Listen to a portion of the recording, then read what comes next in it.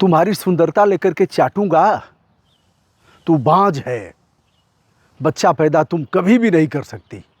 हम अगली शादी करेंगे। मर जाती तो तुमसे गला छूट जाता। ऐसे कहकर के ताना मारता था। वह चाहती तो थी, कौन सी ऐसी महिला यह नहीं चाहेगी कि हम बच्चा पैदा न करें। सब चाहती हैं गोद हरी भरी हो जाए, एक बच्ची आए, बेटा आए चाहे बेटी आए, घर में किलकारी गूंजे। सब चाहती हैं कोख हरी भरी हो जाए। जिनके बच्चे नहीं हैं उन्हें लोग बांझ कहते हैं और उन्हें लोग निसंतान निपुत्री कहते हैं। यदि ऐसे लोग आगे बढ़ जाते हैं तो यात्रा स्थगित कर देते हैं। लोग पानी पी के जाते हैं। अरे यार, सुबह जैसे ही निकले वैसे ही बांझ का मुंह देख लिया हमने। दोस्तों, ऐसी ही एक महिला को ताने मारा जाता था। जज साहब ने कहा, पुरुष के मर्दानगी की जांच कराओ। यह मर्द है कि नहीं है, बच्चा पैदा करने की औकात इसके पास है कि नहीं है, इसकी जांच कराओ और रिपोर्ट दो 12 नवंबर को। जज हैं न्यायमूर्ति शेखर कुमार यादव। हम आपको ले चलते हैं एशिया के सबसे बड़े उच्च न्यायालय इलाहाबाद में, जहां यह विशेष प्रकार का मामला पेश हुआ। पेश क्या हुआ? यह मामला है हापुड़ के गढ़मुक्तेश्वर का। गढ़मुक्तेश्वर थाने में अपराध दर्ज होता है। अपराध किस आशय का दर्ज होता है कि साहब, हमारी पत्नी ने अपनी जीवन लीला समाप्त कर लिया। मायका वाले आते हैं, कहते हैं साहब ये अपने ऐसा कर ही नहीं सकती। हमारी बेटी बहादुर थी और इस प्रकार का काम यह नहीं कर सकती, यह लड़ने वाली थी।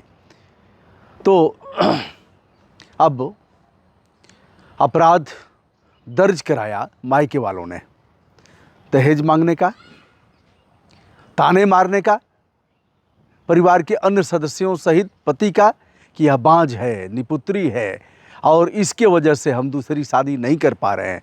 साहब, इसलिए अवसाद में ग्रसित होकर के उसने ऐसा किया होगा या फिर इन लोगों ने फांसी पर लटकाया होगा। मोनू जाता है जेल। जमानत याचिका उसकी सेशन से खारिज हो जाती है। मामला जाता है उच्च न्यायालय में।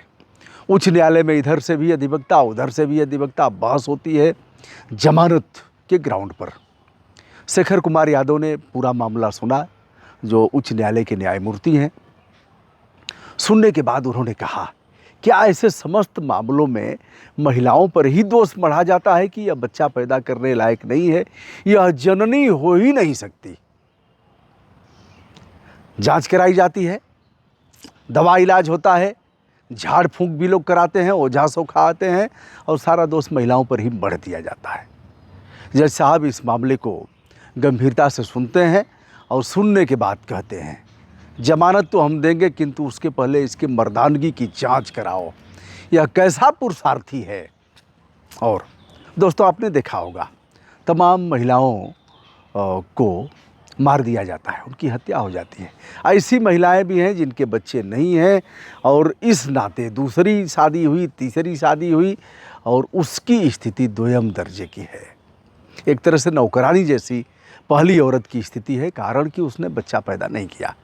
ऐसे लोग भी आप बताइएगा, उनका मैं चल करके वेलकम करूंगा और उनको प्रणाम करूंगा, जिन लोगों ने बच्चा पैदा न करने की दशा में भी अपनी पत्नी को वैसे ही प्यार दिया, संबंध दिया, दूसरे के बच्चे को गोद लिया, लेकिन कभी संबंध विच्छेद नहीं हुआ। ऐसे लोग वेलकम करने लायक हैं, प्रणाम करने लायक हैं। अगर आपकी निगाह में कोई ऐसा है तो आप बताइएगा। हमारे व्हाट्सएप नंबर 9452 455 444 पर आप ज़रूर बताएं, लेकिन अपना नाम पता लिख करके व्हाट्सएप पर हेलो हाय न करें। हम सेव कर लेंगे, आपसे बात भी करेंगे यदि ऐसे मामले होंगे तो। अब 12 नवंबर को इस मामले में जमानत याचिका खारिज कर दी गई। 12 नवंबर को अब पुलिस मर्दानगी की नहीं, मेडिकल बोर्ड गठित करके मर्दानगी की जांच होगी। अब मैंने अभी तक ऐसा नहीं देखा है कि मर्दानगी की जांच कैसी होती है, कौन सी मशीनें लगाई जाती हैं, उसका परीक्षण कैसे होता है। इस पर भी ऐसे ही खोज की जाएगी। आप भी थोड़ा खोज करके हमारा मार्गदर्शन करिएगा। फिलहाल मोनू का चिकित्सीय परीक्षण होगा और यह देखा जाएगा कि बच्चा पैदा करने लायक यह था कि नहीं था, इसकी मर्दानगी का मापक क्या है, कितना परसेंटेज यह मर्दानगी की सीमाओं को धारण करता है, ऐसा देखा जाएगा। कुल मिलाकर के यदि ऐसे मामले कहीं हों, बच्चा पैदा न होता हो, न चाहे जिधर से भी दोष हो, बच्चा पैदा अगर नहीं हो रहा है तो आप गोद ले सकते हैं। पूरे देश के बच्चों को आप अपना बच्चा बना सकते हैं।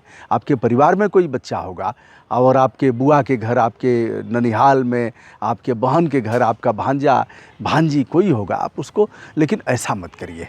यह इससे बड़ा कोई आपराधिक कृत्य नहीं है।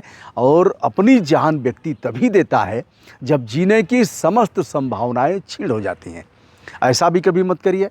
हमारे सामने अगर कोई महिलाएं पड़ती हैं तो वह असहज हो जाती हैं, मैंने देखा है, रीड किया है। मैं कहीं निकल रहा हूँ बैग वैग लेकर और आगे पड़ गई, कोई विधवा पड़ गई, कोई ऐसी महिला जिनके बच्चे नहीं हैं, तो वह झेप जाती हैं। वह जानती हैं कि पता नहीं क्या सोच रहे होंगे। जानते हैं मैं क्या करता हूँ? मैं यात्रा करके लौटता हूँ और फिर उनसे जब मिलती हैं तो कहता हूँ कि भाभी, चाहे चाची, आप मिल गई थी, हमारी यात्रा सफल हो गई, मेरा काम, रुका हुआ काम बन गया। ऐसे करके कि उनकी काम बना बिगड़ा उसका विषय नहीं है, इससे कुछ मतलब भी नहीं है, होने का मतलब नहीं है।